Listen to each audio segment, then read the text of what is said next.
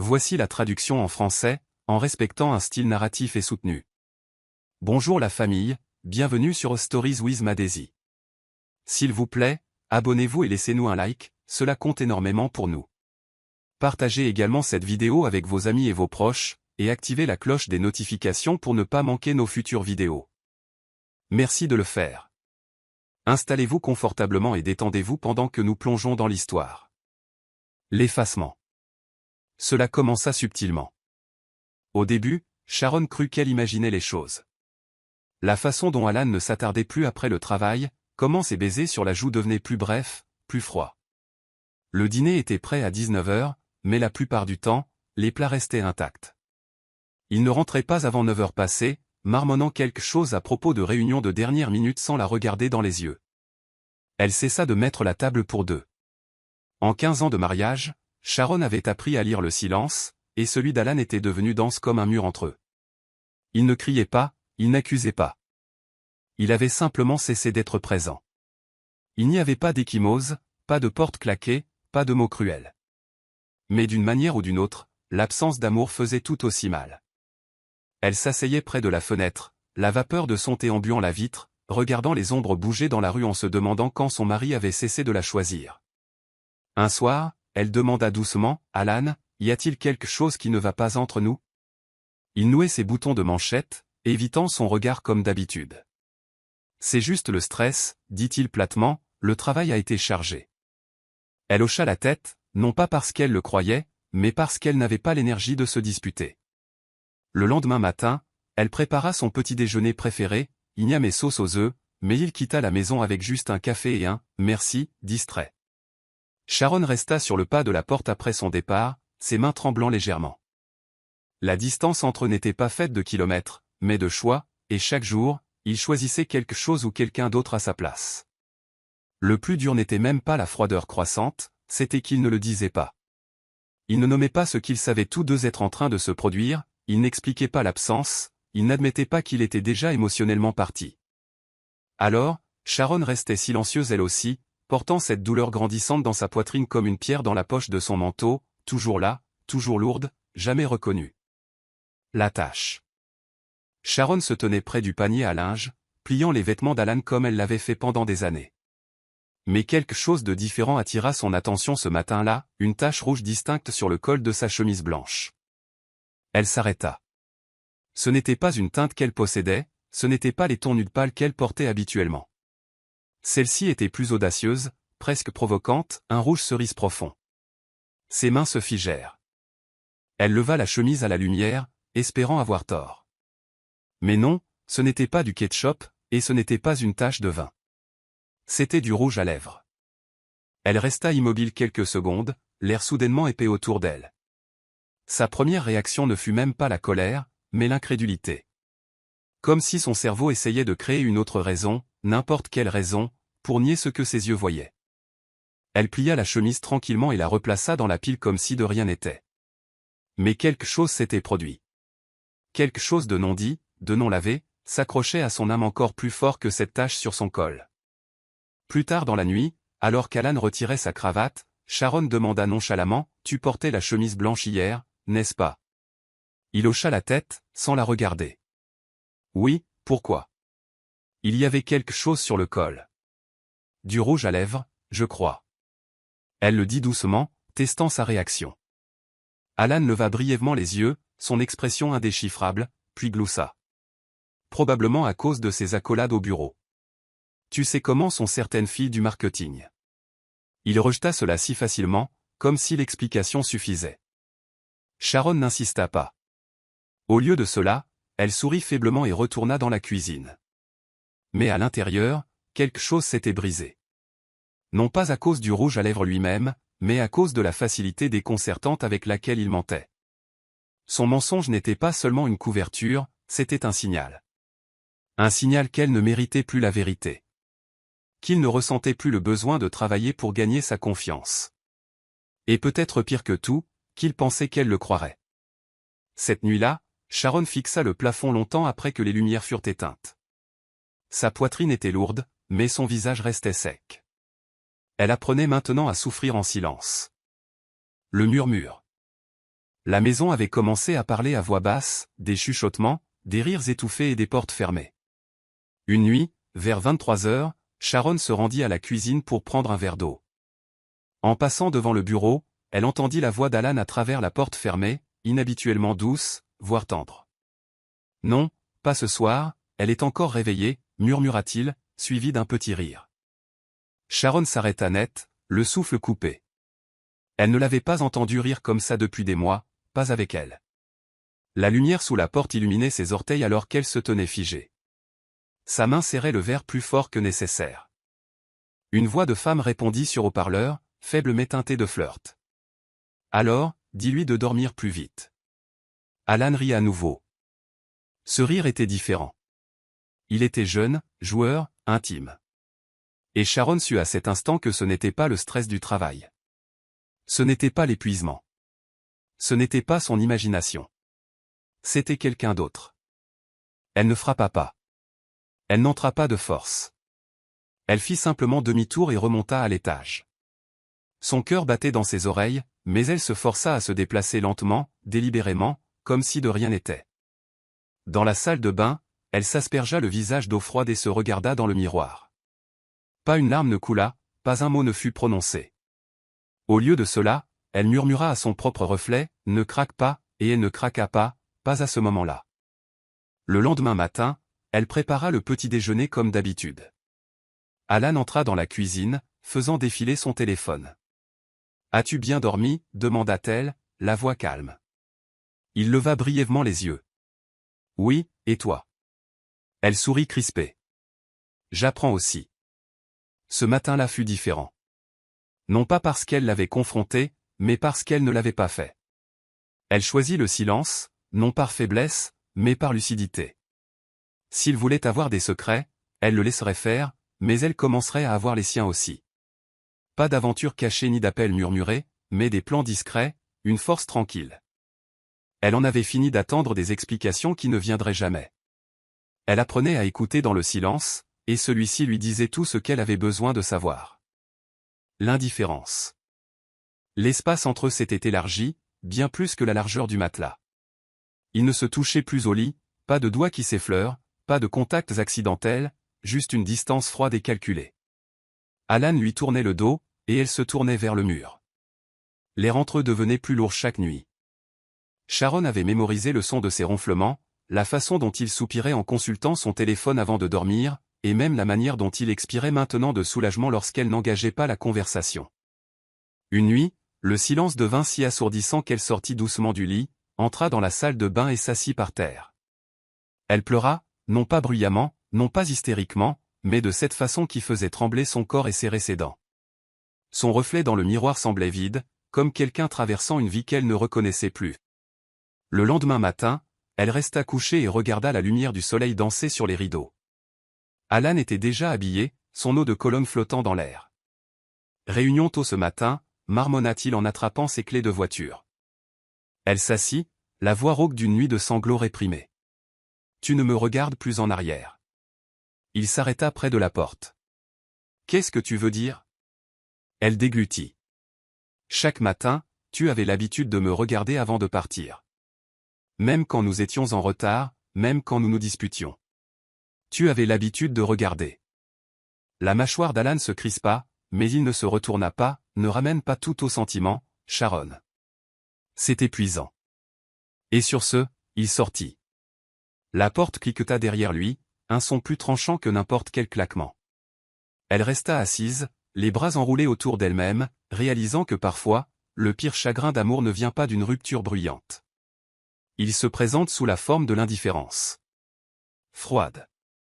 Silencieuse. Définitive. Le genre de chagrin qui ne crie pas, il murmure, tu ne vaux plus l'effort. Le gala. Le gala était l'un de ces événements d'entreprise que Sharon appréciait autrefois, une soirée élégante faite de conversations légères, de flûtes de champagne et de propositions commerciales voilées. Mais ce soir-là, sa robe lui semblait trop serrée, ses talons trop hauts, et son esprit trop exposé. Elle marchait à côté d'Alan comme un accessoire décoratif, souriant poliment aux clients qui se souvenaient encore d'elle comme de la moitié du couple de pouvoir qu'il formait. Puis elle la vit. Tracy Hill. La femme était difficile à manquer. Vêtue d'une robe rouge feu qui épousait chacune de ses courbes, Tracy avait le genre d'assurance qui se nourrissait de l'attention. Elle riait fort, se penchait trop près et avait une main posée sur le bras d'Alan comme si elle y appartenait. L'estomac de Sharon se noua. Alan ne tressaillit pas. Il ne retira pas sa main. En fait, il chuchota quelque chose à Tracy qui la fit rire encore plus fort. Tracy se tourna vers Sharon et offrit un sourire si mielleux qu'il dégoulinait de condescendance. « Vous devez être Sharon. J'ai tellement entendu parler de vous. » Sa voix était soyeuse, mais ses yeux lançaient un défi. Sharon soutint son regard sans ciller. « Oh, j'espère qu'il a gardé les bonnes histoires pour lui, » répondit-elle, son ton calme mais tranchant. Alan s'éclaircit la gorge, mal à l'aise, et fit semblant de prendre un appel. Tracy gloussa, appréciant visiblement l'inconfort. « C'est un sacré conteur, » dit-elle en brossant une peluche imaginaire de l'épaule d'Alan. Sharon hocha la tête, son cœur battant la chamade. « Ça, je veux bien le croire. » La nuit s'éternisa, Alan présentant Tracy aux autres comme une collègue, mais la main possessive sur le bas de son dos racontait une autre histoire. Sharon traversa le reste de la soirée comme un fantôme dans sa propre vie, chaque sourire plus douloureux que le précédent. Quand ils montèrent dans la voiture, elle ne dit pas un mot. Lui non plus. Mais le silence avait cessé d'être vide. Il était désormais chargé, utilisé comme une arme, indéniable. La photographie. Sharon avait toujours aimé le bureau d'Alan.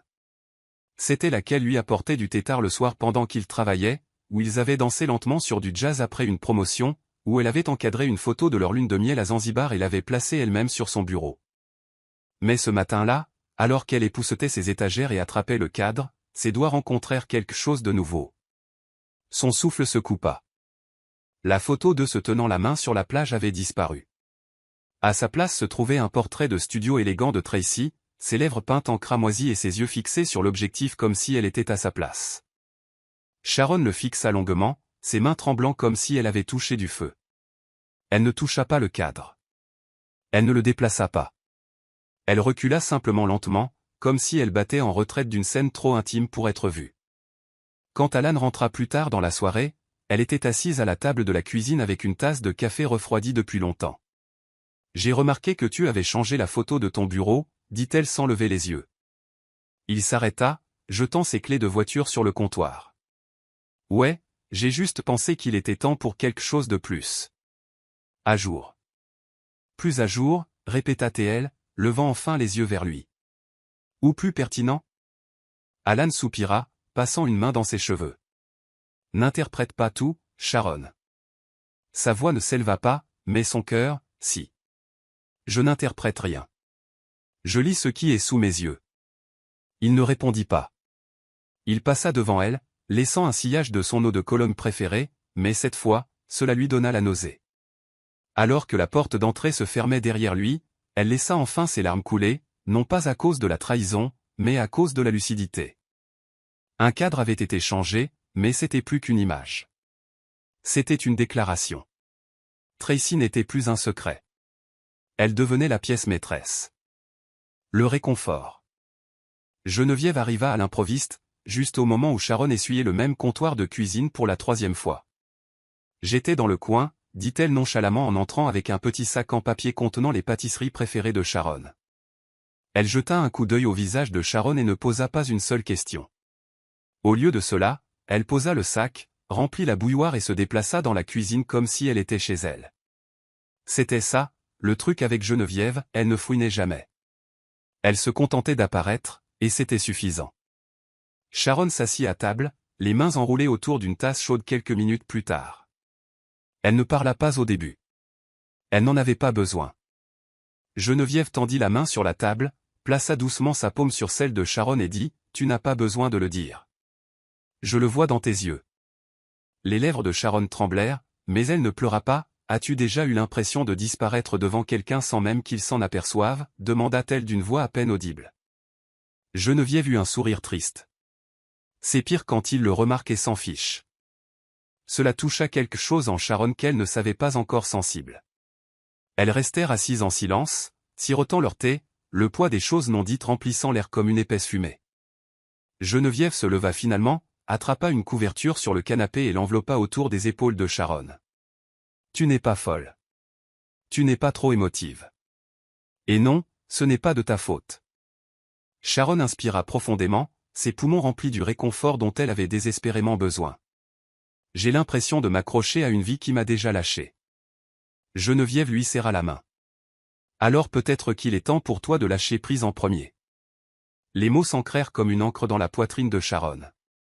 Elle hocha lentement la tête, non pas parce qu'elle était prête, mais parce que quelqu'un voyait enfin sa douleur sans lui demander de l'expliquer. Le service. C'était un jeudi soir lorsque Sharon plaça 2 marmites de riz jollof et de bananes plantain frites dans le coffre de sa voiture. Les portions étaient trop importantes pour elle et Geneviève, et au fond d'elle, Sharon savait qu'elle ne cuisinait pas seulement pour manger.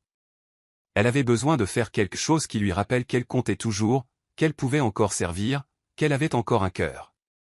Elle conduisit jusqu'à un endroit derrière l'ancienne gare où elle avait vu un groupe de sans-abri s'abriter sous des bâches et des murs de béton.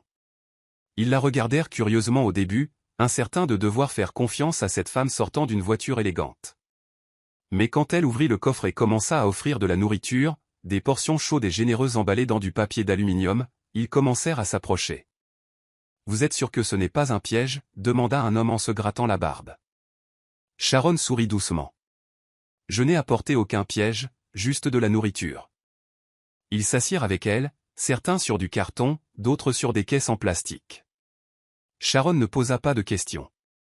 Elle se contentait de passer les assiettes, de partager de l'eau et d'écouter les histoires de bouche édentée, mais non dénuées de sagesse. « J'étais banquier avant, » dit un homme plus âgé, tenant son assiette comme si c'était de l'or. « La vie peut vous retourner comme une pièce de monnaie. » Sharon hocha la tête. « Elle m'a retourné aussi, » dit-elle doucement. Un homme était assis plus loin du groupe, observant en silence. Il avait une barbe fournie, des yeux encapuchonnés et l'air de quelqu'un qui ne voulait pas être vu. Mais quand elle lui offrit une assiette, il accepta sans un mot, hochant la tête en signe de remerciement. Alors que le soleil plongeait derrière le toit de la gare et que les lampadaires vacillaient, Sharon ressentit quelque chose qu'elle n'avait pas ressenti depuis des mois, la paix. Pas d'attente, pas de jugement. Juste des étrangers qui se fichaient d'où elle venait, de ce qu'elle avait perdu ou du prix de sa bague. Cette nuit-là, elle rentra chez elle avec des récipients vides et un cœur pas encore plein, mais qui n'était plus vide. La moquerie.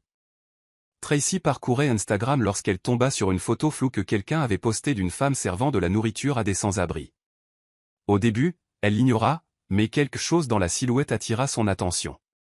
Elle zooma, et il y avait Sharon, accroupie sur le trottoir, riant avec un homme qui semblait ne pas s'être douché depuis des jours.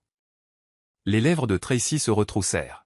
« Parfait », marmonna-t-elle en attrapant ses clés. Elle arriva à la gare juste avant le coucher du soleil le lendemain, portant des lunettes de soleil et un sourire suffisant. De derrière la vitre teintée de sa voiture, elle prit photo après photo, Sharon avec un simple foulard, passant de la nourriture à des hommes aux chaussures déchirées et à la peau craquelée. Un des hommes lui tendit une canette de soda, et ils rirent ensemble. Clic, une autre montrait Sharon assise en tailleur sur le trottoir avec son assiette. Clic. Tracy avait ses munitions. Plus tard dans la nuit, elle la posta avec une précision venimeuse. Des jets privés au repas sur le trottoir. L'épouse en roue libre nourrit ses semblables, disait la légende. La photo prit feu rapidement. Les commentaires étaient sauvages. Son mari l'a laissé s'y faucher, est-ce une nouvelle tendance, une opération de com basée sur la pitié, ou une dépression nerveuse? Tracy regarda les chiffres grimper avec une satisfaction joyeuse, sirotant du vin pendant que ses abonnés commentaient avec des émojis rieurs. Ce qu'elle ne réalisait pas, cependant, c'est que l'image qu'elle voulait utiliser pour la moquerie avait une connotation inattendue. Un homme en particulier à l'arrière-plan, débraillé, oui, mais avec des yeux perçants, fut remarqué par quelqu'un dans un groupe d'affaires privé. L'homme, largement ignoré par les autres, serait bientôt la raison pour laquelle ce poste ne se déroulerait pas comme prévu. Mais Tracy ne le savait pas encore. Elle savait seulement qu'elle avait blessé Sharon. Et pour elle, c'était suffisant pour l'instant. L'humiliation. Sharon n'avait pas prévu d'ouvrir son téléphone ce matin-là. Mais alors qu'elle attendait à un feu rouge, son appareil vibra sans relâche. 20 messages manqués, plusieurs identifications, puis elle le vit, un post de Tracy, déjà avec des milliers de réactions. Son cœur se serra en voyant la photo.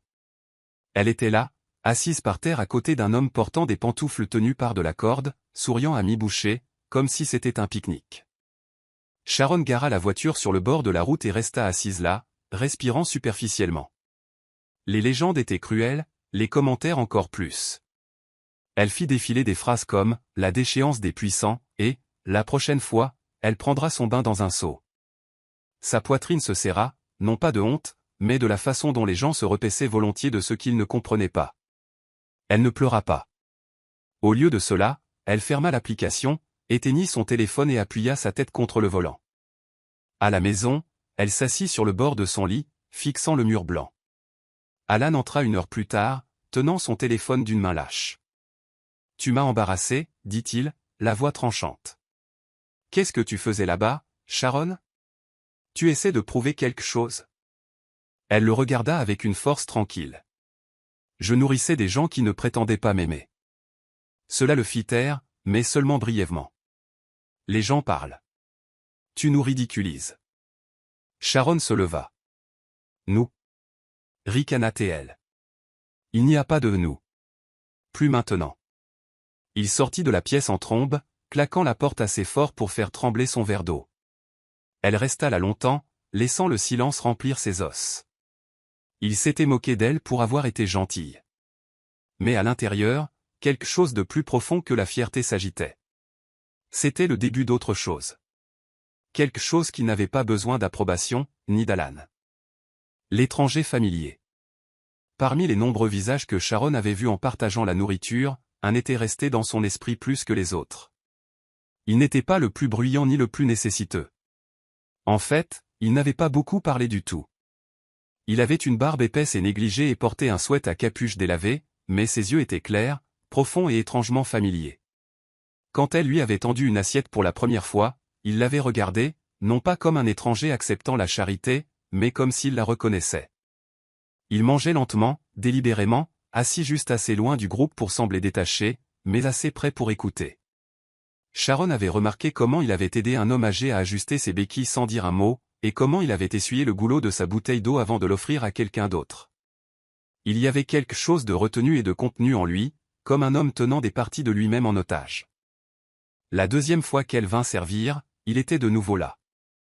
Alors qu'elle distribuait du riz et des œufs durs, il s'avança sans demander, proposant de l'aider à distribuer. Elle le regarda curieusement. « Vous ne parlez pas beaucoup, dit-il doucement. » Il esquissa un très léger sourire. « Tout n'a pas besoin de mots. » Sharon pencha la tête. « Êtes-vous sûr que nous ne nous sommes jamais rencontrés ?» L'homme fit une pause. « Peut-être une fois, il y a longtemps. » Puis il se retourna et commença à distribuer des serviettes comme si la conversation n'avait pas eu lieu. Sharon l'observa attentivement. Quelque chose en elle s'agita, un étrange sentiment de déjà-vu enveloppé de mystère. Il ne demandait pas qui elle était, ne mentionnait pas la photo virale, et n'avait pas pitié d'elle. Ce silence, cette normalité, c'était étrangement réconfortant, et cela la rendait curieuse.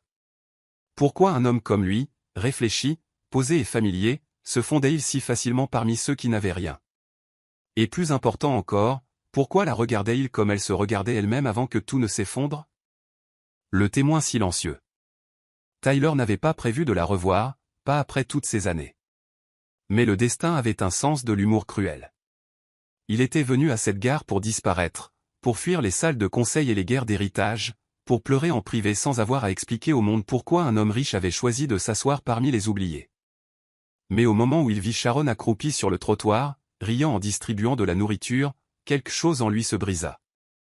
Ce rire, il n'avait pas changé.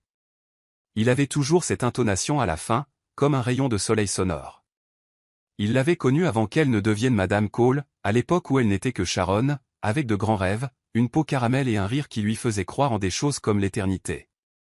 Ils étaient jeunes alors, trop jeunes. Et quand elle avait choisi la sécurité plutôt que la lutte, il avait compris, même si cela l'avait brisé. Mais la voir maintenant, habillée simplement et entourée de gens qui n'avaient rien, tout en dégageant la même sincérité, cela remuait quelque chose de plus profond que le souvenir. Il ne se révéla pas. Il ne le pouvait pas. Pas encore. Elle avait l'air usée, mais forte. Il y avait de la douleur dans son sourire maintenant, mais aussi de l'acier. Tyler se retrouva à revenir à la gare encore et encore, juste pour être près d'elle, pour la regarder se déplacer parmi les exclus comme l'une d'entre eux, pas au-dessus d'eux. Les autres la voyaient comme une gentille étrangère. Mais pour lui, elle était une histoire inachevée. La femme qui lui avait dit un jour qu'elle avait besoin de certitude, mais qui se tenait là maintenant, nourrissant des hommes qui n'en avaient aucune. Il voyait comment Alan l'avait trahi, comment le monde s'était moqué d'elle. Et cela le mettait en fureur. Mais au lieu de se précipiter pour arranger les choses, Tyler restait proche, à distance. Si le temps lui avait appris quelque chose, c'était que tout ce qui est brisé n'a pas besoin d'être ramassé immédiatement.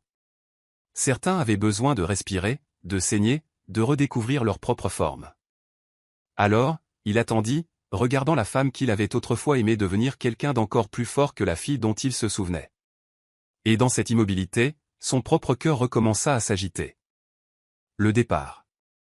La maison ne ressemblait plus à un foyer. Sharon rentra ce soir-là pour trouver Alan faisant les 100 pas dans le salon, téléphone à la main, l'expression maussade. « Tu m'as humilié », lança-t-il dès qu'elle entra. Elle posa son sac sans réagir. « Parce que j'ai donné de la nourriture aux gens ?» Alan ricana. « Parce que maintenant tout le monde pense que ma femme est mentalement instable. » Sais-tu combien de membres du conseil d'administration m'ont envoyé cette photo? Sharon passa calmement devant lui. « Ton souci, c'est l'image publique. Le mien, c'est de pouvoir dormir la nuit. » Cela le fit exploser. Il claqua son téléphone sur la table.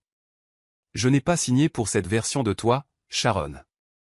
Ce n'est pas ce que j'ai épousé. » Elle se tourna, ses yeux stables. « Non, tu as épousé une femme qui vivait pour ton approbation. Elle n'existe plus. » Il n'y eut pas de cris, pas de chaos, juste des mots échangés comme des coups finaux dans une guerre silencieuse. Cette nuit-là, elle n'attendit pas qu'il s'en aille. Elle monta à l'étage, sortit sa valise et commença à plier les morceaux de sa vie. Elle ne pleura pas, elle ne trembla pas, elle fit juste ses bagages. Geneviève vint la chercher 1 heure plus tard. Sharon ne laissa pas de mots. Alan se tenait sur le pas de la porte alors qu'elle roulait sa valise vers la voiture. « Alors c'est tout? Tu t'en vas ?» Elle s'arrêta, le regarda pour ce qui semblait être la dernière fois et dit « Je ne m'en vais pas. Je reviens à moi-même. » Il ne la suivit pas. Il ne l'arrêta pas. Et cela lui dit tout. Alors que la voiture quittait l'allée, Sharon regarda droit devant elle, non pas parce que la route était facile, mais parce qu'elle avait finalement décidé que la maison qu'elle appelait autrefois son foyer n'était plus qu'une coquille. Et elle en avait fini de vivre dans des endroits vides. La chambre d'amis. La maison de Geneviève n'était pas grande, mais elle respirait la chaleur. Les murs étaient d'un beige doux, les meubles avaient vécu, et la chambre d'amis sentait légèrement la lavande et les secondes chances. Sharon se tenait sur le seuil, valise à la main, hésitante. « Tu es sûr que je ne dérange pas ?» demanda-t-elle doucement. Geneviève secoua la tête sans hésiter. « Tu n'as pas demandé grand-chose, Sharon. Juste un endroit sûr. Et c'est ce que c'est. » Sharon hocha la tête, entrant lentement. Le lit était fait avec soin, une serviette pliée posée avec attention, et un petit vase d'hibiscus frais sur la table de nuit. C'était comme si quelqu'un avait préparé cette pièce non par pitié, mais par amour. Cette nuit-là, elles dînèrent au comptoir de la cuisine, bouillie de plantain et poissons frits. Geneviève ne la poussa pas, ne sonda pas. Elle versa simplement un verre de vin à Sharon et écouta tandis qu'elle disait enfin à voix haute « J'ai cessé de reconnaître ma vie il y a environ 6 mois. » Plus tard, allongée sous une couverture qui ne sentait pas l'eau de Cologne qu'elle n'aimait plus, Sharon fixa le plafond. Le sommeil venait par fragments.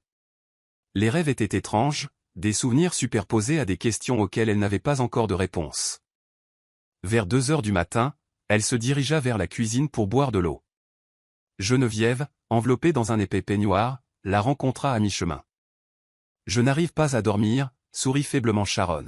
« Mon corps est fatigué, mon cœur ne le laisse pas se reposer. » Geneviève hocha la tête.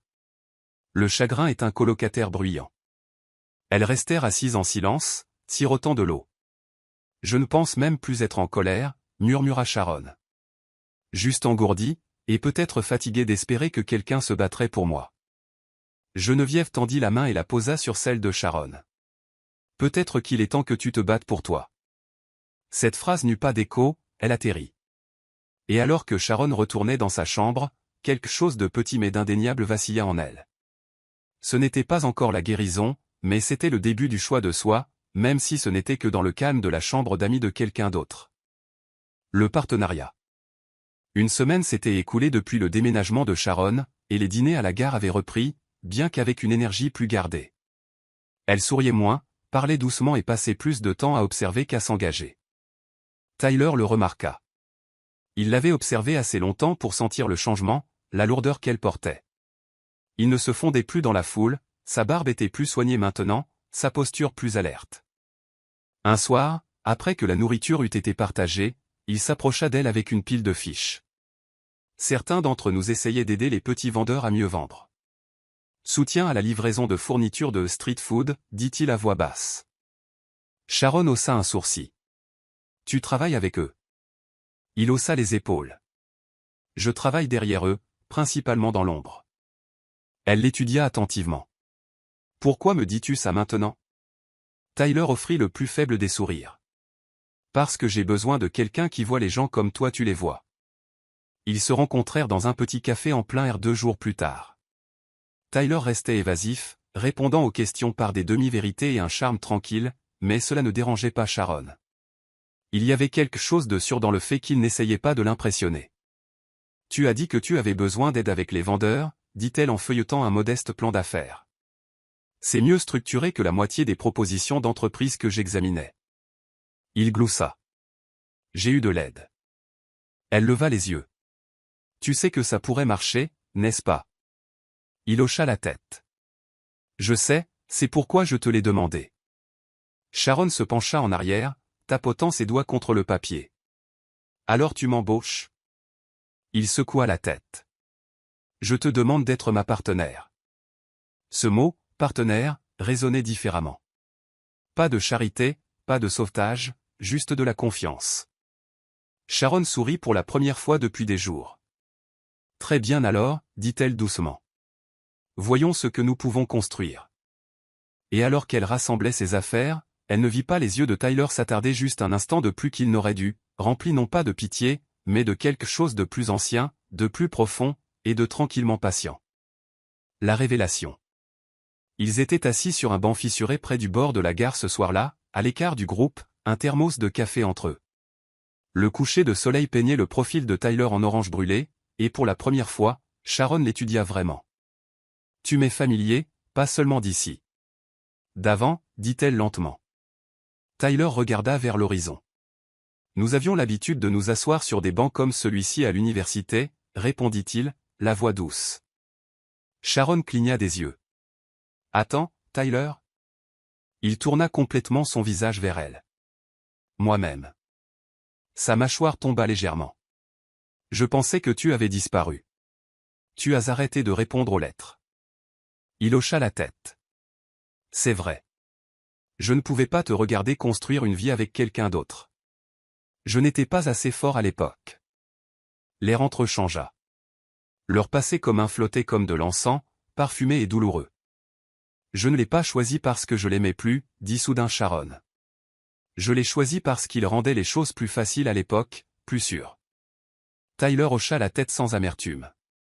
Je sais, et j'ai arrêté de t'en vouloir il y a longtemps. Elle baissa les yeux sur ses mains, la voix tremblante. Je n'aurais jamais pensé te revoir, surtout pas comme ça. Il sourit, non pas avec triomphe, mais avec quelque chose de plus doux. La vie est pleine d'ironie, mais je suis content de l'avoir fait. Un silence s'ensuivit, non pas gênant mais plein. La gorge de Sharon se serra. Pourquoi n'as-tu rien dit plus tôt? Tyler fixa la dernière lumière du jour. Parce que je n'étais pas sûr que tu sois prête à être revue, vraiment vue. Ses yeux s'emplirent de larmes et elle ne les combattit pas. Pas cette fois, pas avec lui. Alors, vois-moi maintenant, murmura-t-elle, et Tyler hocha la tête comme s'il n'avait jamais cessé de le faire. La reconstruction lente. Travailler avec Tyler semblait naturel, presque trop naturel. Il coordonnait des réunions, visitait des stands de vendeurs, aidait les petits vendeurs de nourriture à optimiser leurs emballages et réfléchissait à des stratégies d'expansion. Mais sous la surface de chaque « passe-moi ce dossier » ou « essayons un autre angle », il y avait un courant qu'aucun d'eux ne reconnaissait. Sharon remarqua la façon dont Tyler se tenait juste assez près pour protéger, mais jamais pour envahir. Il la laissait diriger les présentations, même quand elle trébuchait. Il la regardait, non pas avec pitié, mais avec une sorte de révérence tranquille, comme un homme qui savait qu'il ne fallait pas précipiter ce qui était sacré. Et Sharon, bien que prudente, se retrouva à s'appuyer sur sa présence. Il n'y avait pas de conversation forcée, pas de pression, juste l'étrange confort d'être avec quelqu'un qui n'avait pas besoin qu'elle soit parfaite. Un après-midi, après une réunion réussie avec un groupe de cuisiniers de rue, Tyler lui offrit sa bouteille d'eau. Leurs doigts s'effleurèrent, aucun d'eux ne bougea. « Merci », dit-elle doucement, la voix plus fine qu'elle ne l'aurait voulu. Il hocha la tête une fois. Toujours. Pourtant, ils ne parlaient pas de ce qu'ils avaient été. Le passé restait intact, non par évitement, mais par préservation. C'était comme marcher sur du verre sans le briser.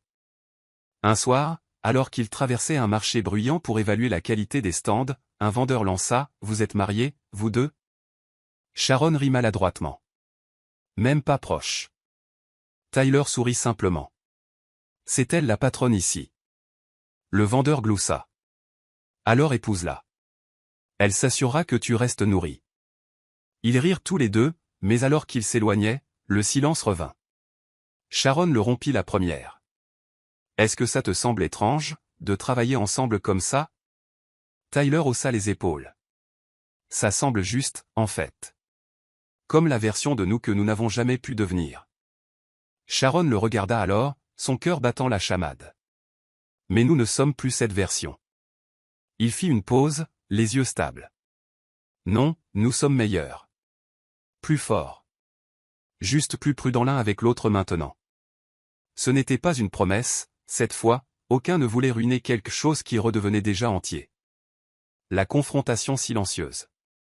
Cela faisait des semaines que Sharon avait quitté Alan, et la nouvelle s'était répandue comme une traînée de poudre dans leurs anciens cercles sociaux. Mais Alan restait silencieux. Pas de communiqué de presse. Pas de remords. Pas de tentative de corriger le récit. Au lieu de cela, il réapparut avec Tracy, bruyamment, audacieusement, comme s'il essayait d'écraser l'existence de Sharon. Un soir, Sharon et Geneviève furent invités à un dîner d'industrie de haut niveau par une connaissance mutuelle. Sharon hésita mais y alla, vêtue d'une robe portefeuille émeraude qui l'enveloppait juste assez pour lui rappeler qu'elle était toujours visible. Elle entra calmement dans la salle de bal, le menton levé, le cœur stable. Et puis elle le vit, Alan, riant à la table d'angle avec Tracy à son bras. Sharon croisa son regard, et pendant une seconde, la pièce s'arrêta. Il détourna le regard en premier. Tracy, cependant, ne détourna pas le regard. Elle fit un signe de la main, suffisante, moqueuse. Sa robe rouge l'enveloppait comme l'ambition. Sharon ne broncha pas. Elle passa devant eux avec grâce, refusant de se recroqueviller. Tout au long de la soirée, Sharon sentit les regards, la curiosité, le jugement. Mais pas une seule fois Alan ne vint vers elle. Pas une seule fois il ne dit « Je suis désolé ». Geneviève se pencha pendant le dessert et murmura « Regrettes-tu d'être venu ?» Sharon sourit doucement. « Non, je suis venu pour me souvenir que je ne suis pas invisible, et je ne le suis pas. » En sortant, elle repassa devant Alan. Cette fois, il leva brièvement les yeux. Elle soutint son regard pendant une longue seconde. Pas de colère, pas de désir, juste une libération. Puis elle se détourna.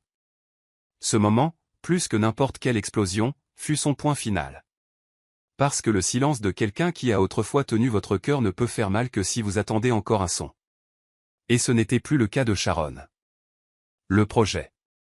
L'idée vint lors d'un après-midi tranquille à l'arrière d'un café de rue. Sharon feuilletait les rapports des vendeurs quand elle remarqua quelque chose, une lacune. Les petites entreprises échouaient non pas par manque de produits, mais par manque d'accès. Et elle avait le réseau, les compétences en communication, et maintenant la confiance nécessaire pour combler ce fossé. Et si nous les formions, dit-elle à voix haute. Tyler leva les yeux. Former? Elle hocha la tête, la passion illuminant lentement son visage. Des ateliers, de l'aide pour l'image de marque, des normes d'hygiène simples, la structuration des menus. Rien de compliqué, juste assez pour les faire monter en niveau. Tyler se pencha en arrière, les bras croisés. Tu parles comme une consultante. Elle sourit. C'est exactement ce que j'étais. Ils passèrent les 3 jours suivants à élaborer un plan, Sharon gérant la communication avec les vendeurs, Tyler finançant les opérations, sans jamais mentionner l'étendue de sa richesse. Ce n'était pas de la charité, c'était de l'autonomisation. Et elle s'en assura. Personne ne devrait avoir l'impression d'être aidé par pitié, lui dit-elle un soir. La dignité doit en faire partie, acquiesça Tyler. C'est pourquoi tu devrais diriger cela. Ses yeux s'écarquillèrent. Moi. Il hocha de nouveau la tête. Ils te feront confiance. Tu as été là avec eux. Tu ne portais pas de gants en servant leur nourriture. Cette phrase lui noua la gorge, car elle réalisa alors que sa chute n'avait pas été un échec. C'était un repositionnement. Elle ne retournait pas à celle qu'elle était. Elle construisait quelque chose de mieux. Quelque chose à elle. Quelque chose de durable. Et cette fois, personne ne pourrait le lui prendre. Le dîner sur le toit. L'invitation arriva de manière inattendue. Tyler lui tendit une note manuscrite lors d'une session de formation des vendeurs. Elle disait simplement « Dîner, juste nous ». Le toit, 19h. Sharon la fixa un instant, incertaine de la façon de réagir. Ce soir-là, elle se tenait à l'entrée d'un modeste immeuble du centre-ville, le cœur battant. Le toit n'était pas extravagant, mais il était chaleureux. Des lanternes étaient suspendues au-dessus d'une table en bois, dressée de lin blanc. Tyler se tenait à côté, vêtu d'une chemise gris doux, les manches retroussées, 2 assiettes déjà servies. « J'ai tout fait moi-même », dit-il avec un sourire penaud. « Sois indulgente. » Sharon rit, s'installant dans la chaise en face de lui.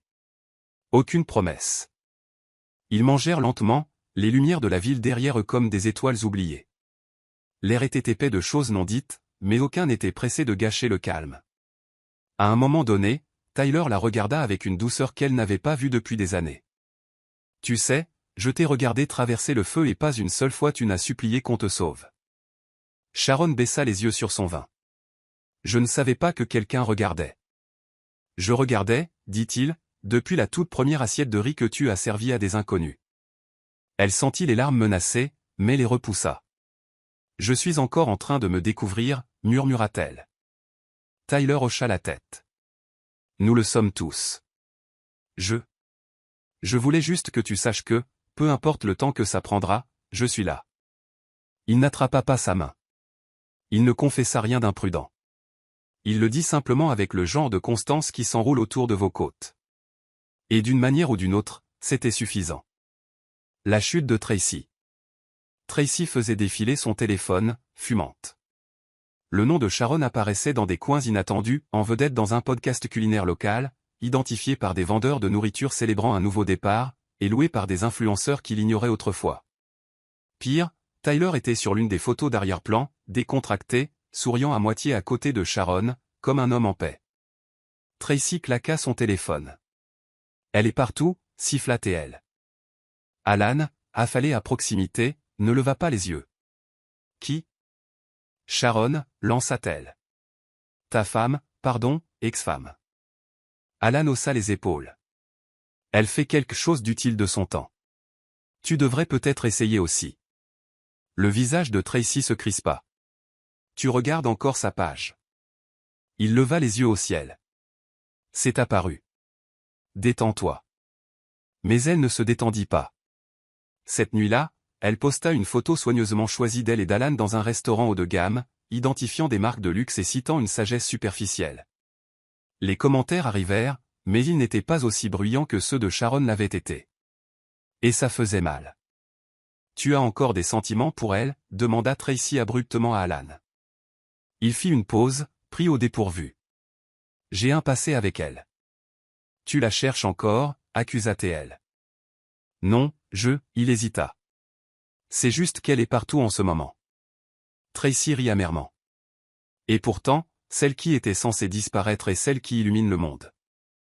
Elle ne le dit pas à voix haute, mais quelque chose en elle se brisa. Pour la première fois, elle réalisa que gagner Alan ne lui avait pas garanti la pertinence. Et pire, Sharon n'avait jamais essayé d'entrer en compétition.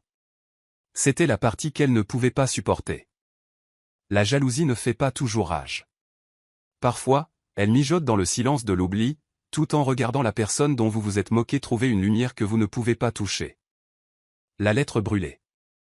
Tyler était assis à son bureau tard un soir, la ville à l'extérieur assourdie par la distance. Une page blanche se trouvait devant lui, mais son cœur était déjà plein. Il prit le stylo et commença à écrire, lentement, délibérément. Sharon, je t'aimais à l'époque. Je t'aime toujours.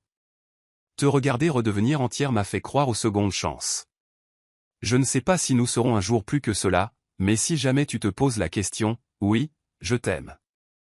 Il fit une pause, relut, puis plia doucement la page. Pendant un moment, il la tint simplement, les yeux fermés, le cœur battant. Puis, dans un mouvement soudain, il alluma une allumette et donna la lettre à la flamme. Elle se recroquevilla sur les bords, noircit, puis se transforma en cendre dans son évier. Elle a trop souffert, murmura-t-il. Je ne vais pas la charger de sentiments qu'elle n'a pas demandés. Le lendemain matin, Sharon arriva au bureau pour un examen de l'évaluation des vendeurs. Tyler la salua comme toujours, voix stable, sourire stable. Elle ne connaissait pas les mots qu'il n'avait jamais envoyés. Ne savait pas qu'il était resté éveillé à regarder la flamme danser sur chaque phrase qu'il ne pouvait pas dire. Prête pour les rapports, demanda-t-elle en lui tendant un dossier. Toujours, répondit-il. Elle était radieuse ce jour-là, confiante, posée. Tyler la regarda traverser la pièce, se demandant comment l'amour pouvait être à la fois un refuge et une contrainte. Il aurait pu le lui dire, aurait pu le risquer, mais quelque chose en lui savait. Quand une femme redécouvre sa voix, l'amour ne doit pas la couvrir. Alors, il garda ses distances. Non pas parce qu'il s'en fichait, mais parce qu'il tenait suffisamment à elle pour attendre qu'elle n'ait pas à se demander si elle était prête. Et jusque-là, il laisserait ses actions dire ce que sa bouche refusait de dire. L'offre. L'email arriva tôt un matin, alors que Sharon sirotait un thé sur le balcon de Geneviève. L'objet indiquait « Proposition de chef de projet culinaire, invitation confidentielle ».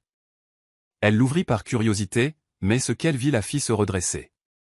Un groupe d'investissement de premier plan lui offrait le contrôle total d'une initiative d'intégration des vendeurs à l'échelle de la ville, budget, personnel, direction créative. C'était tout ce dont elle avait rêvé, mais qu'elle n'avait jamais osé atteindre. Les conditions étaient généreuses, bien au-delà de tout ce qu'elle attendait. Ses yeux parcoururent l'expéditeur, GT Holdings. Cela ne lui dit rien immédiatement, mais au bas du message se trouvait une signature familière, Tyler Gray, partenaire exécutif. Son souffle se coupa. Il n'en avait pas dit un mot. Pas d'allusion, pas de pression. Juste une opportunité placée silencieusement à ses pieds. Plus tard dans la journée, elle fit irruption dans l'espace de coworking qu'ils partageaient tous les deux. « Tu n'as pas pensé à mentionner ça ?» demanda-t-elle en brandissant son téléphone. Tyler leva les yeux de son ordinateur portable, calme mais indéchiffrable.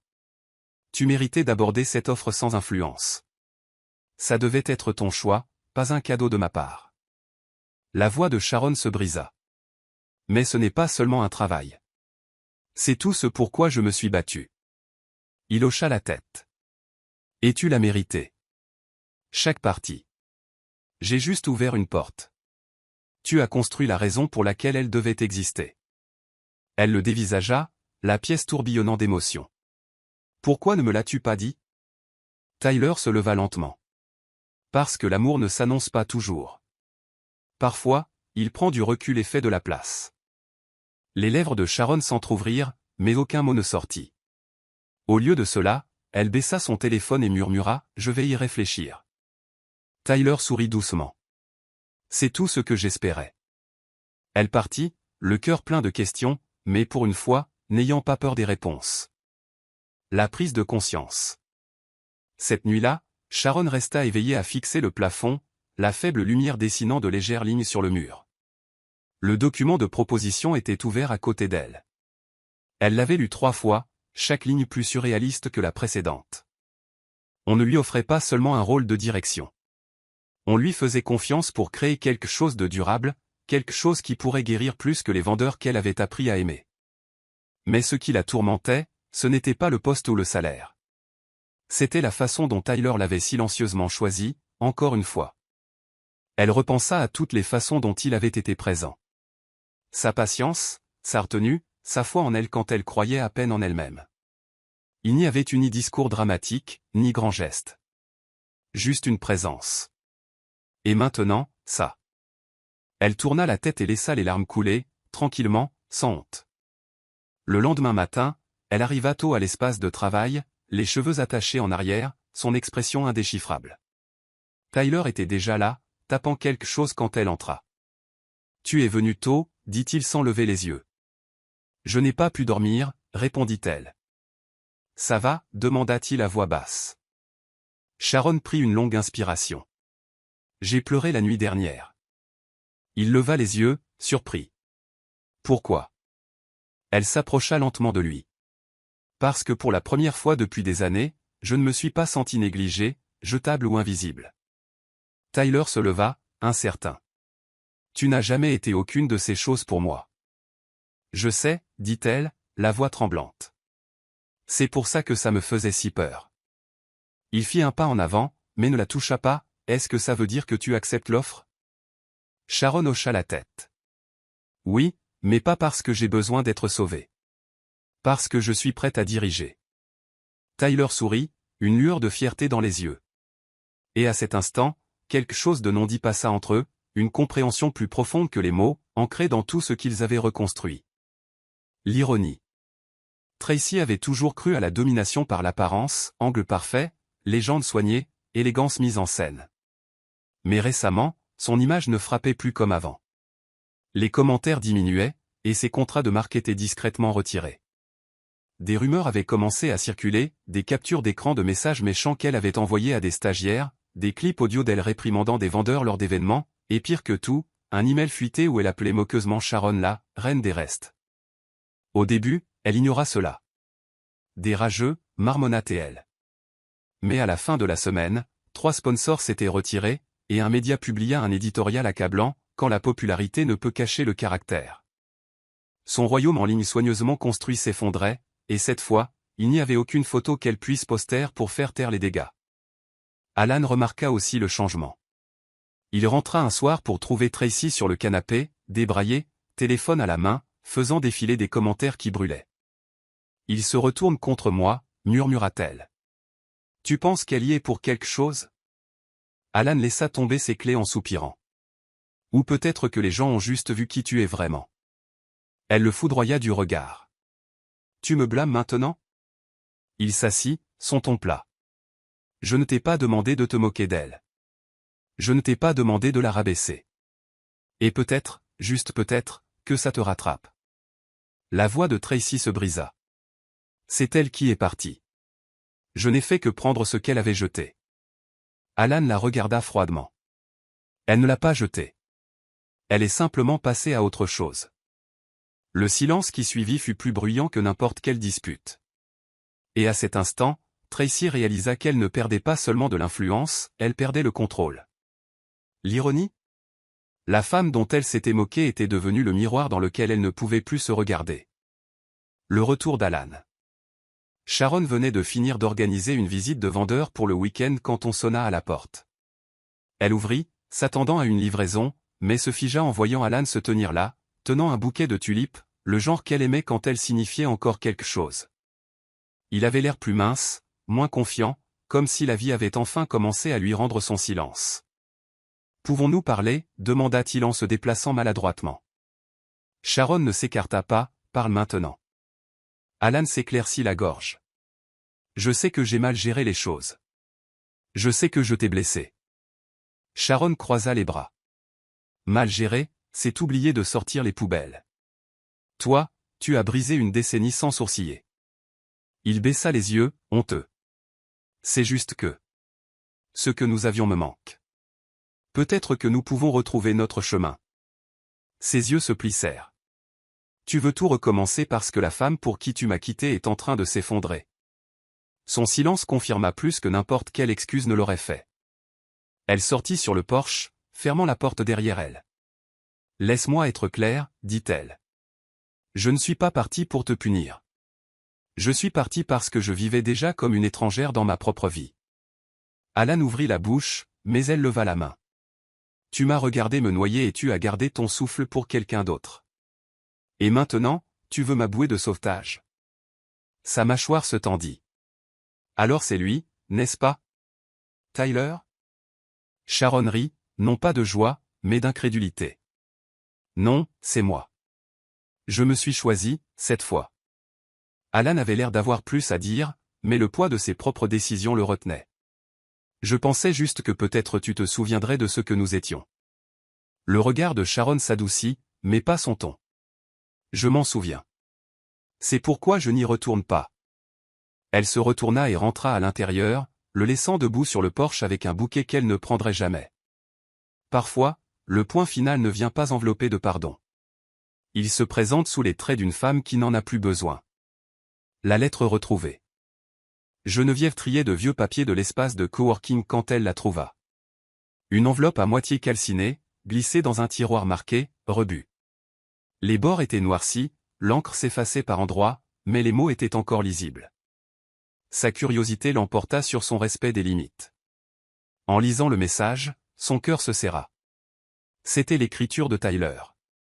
Je t'aimais à l'époque. Je t'aime toujours.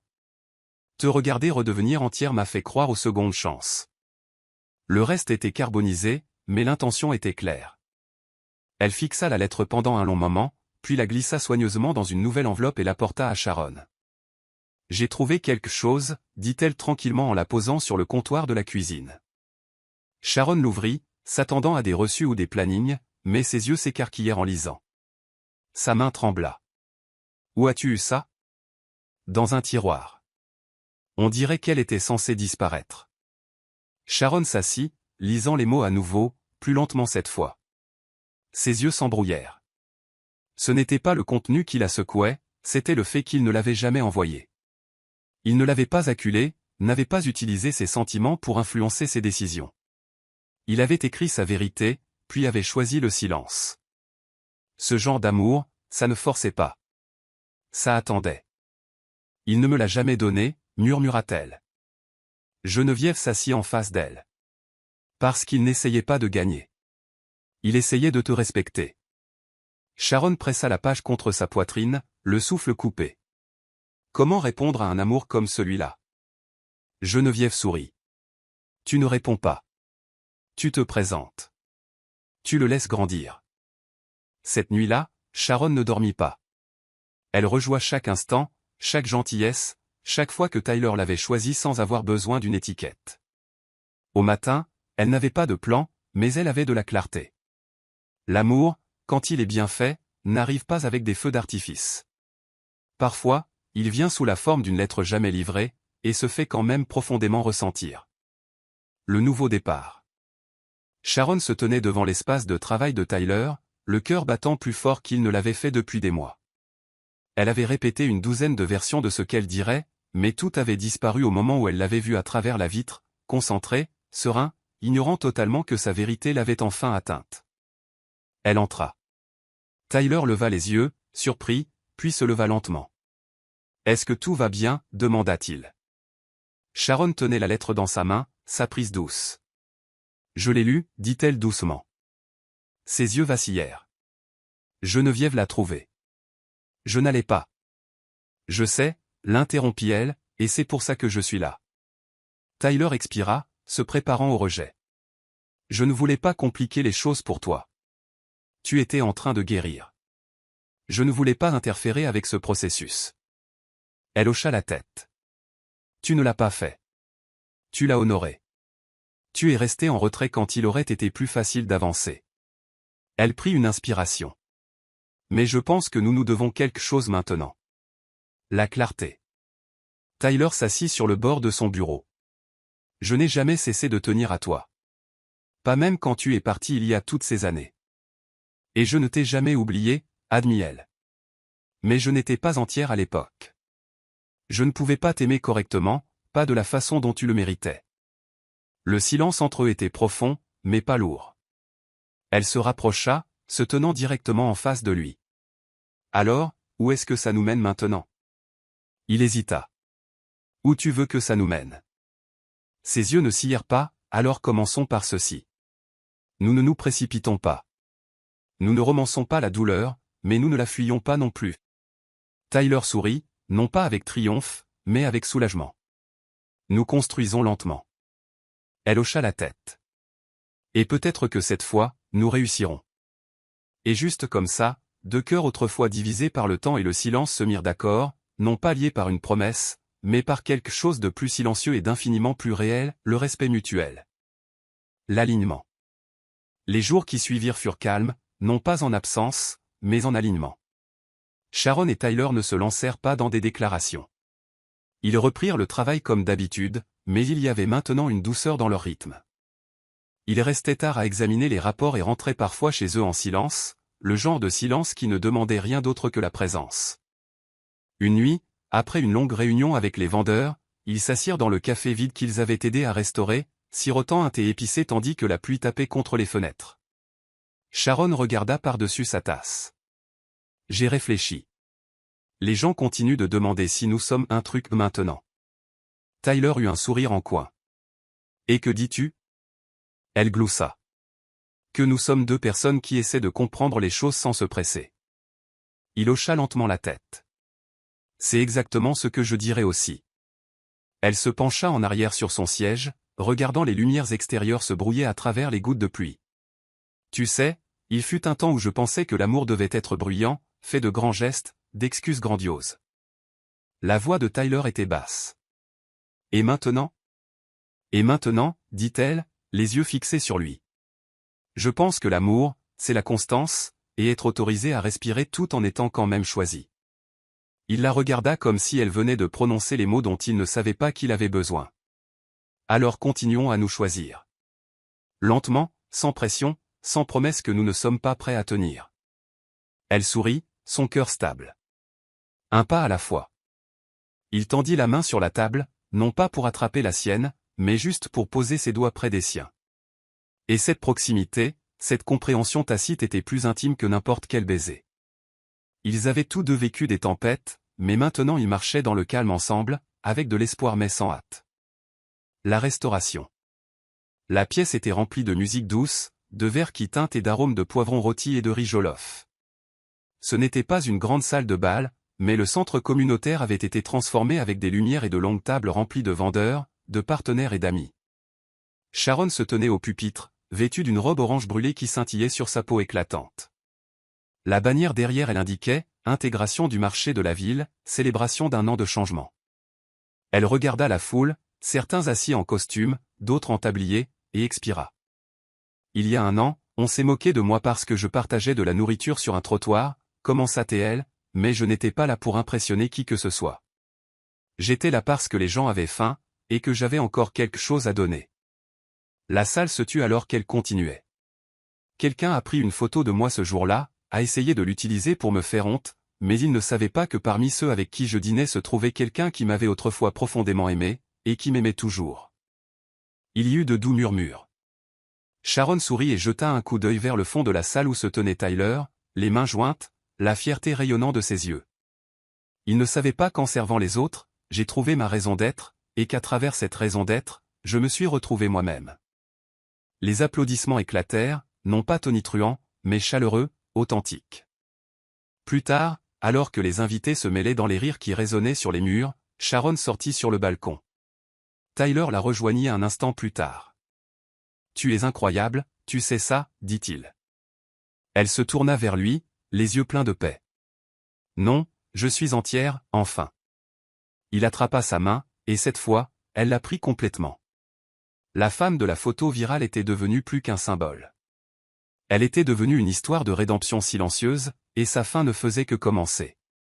Voici le verset biblique, Joël 2, verset 25, Louis II 1910. Je vous remplacerai les années qu'ont dévoré la sauterelle, le gélec, le asile et le gazam, ma grande armée que j'avais envoyée contre vous. Explication, ce verset reflète magnifiquement le parcours de Sharon. Bien qu'elle ait perdu des années à cause de la négligence émotionnelle, de l'humiliation publique et du chagrin personnel, Dieu, dans sa fidélité silencieuse, l'a restaurée d'une manière qu'elle n'attendait même pas, par l'amour, un but et la dignité. Morale de l'histoire. Quand le monde essaie de réduire votre valeur à un moment de moquerie, souvenez-vous, la grâce réécrit les histoires que l'orgueil tente d'effacer. La vie de Sharon a été publiquement humiliée et meurtrie en privé, pourtant elle n'a jamais riposté par la vengeance ou des déclarations bruyantes. Au lieu de cela, Elle a choisi la dignité plutôt que le drame, le but plutôt que la mesquinerie, et la guérison plutôt que la haine. En fin de compte, ce qui était censé la briser est devenu la plateforme qui l'a reconstruite.